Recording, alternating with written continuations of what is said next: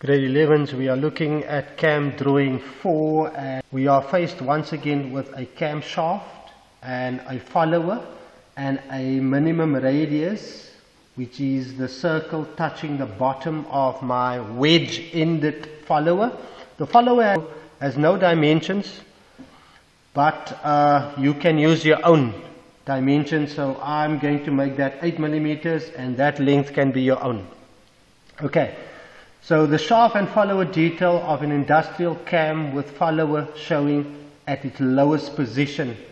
The minimum cam radius is 16. There we have the cam radius being 16, and the cam shaft, as you can see here, is diameter 22. So we are going to take this information and draw it in the designated space here, where a reference point S has been given. Let's do that first.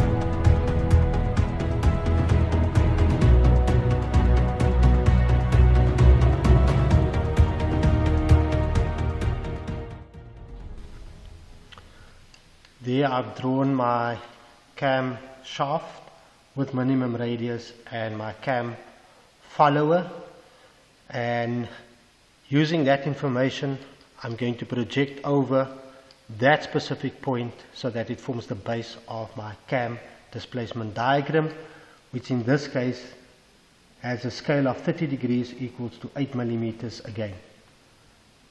Let's do that.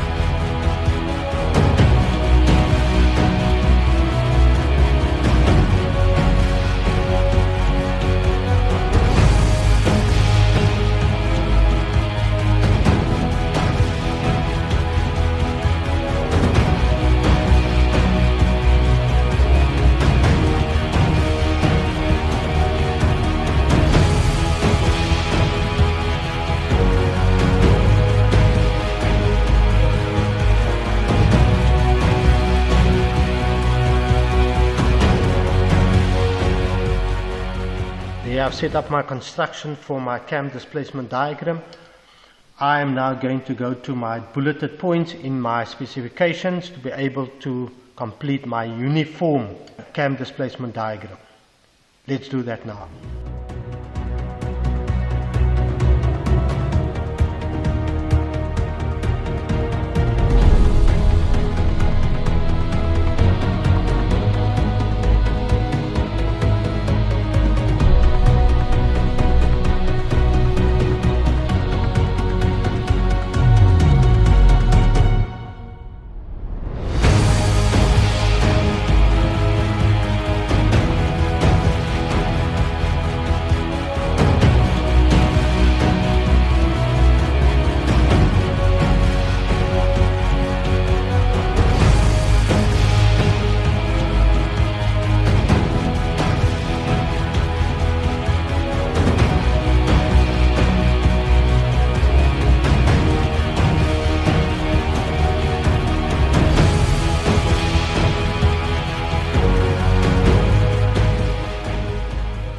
Concluded my cam displacement diagram with a dwelling period of 30, it rises by 60, dwells for 30, drops down by a maximum of 35 degrees, dwells for a period of 30, rises again for 25, and then of course learners take note that 45 is going to be half, 130 and half of the block of 30, which is 30 plus 15, and then duals for 30 again, which is over 2 15s, and then it drops down to its origin for the remainder of the 75, which basically means 15 plus 30 plus 30 gives us 75 to 360.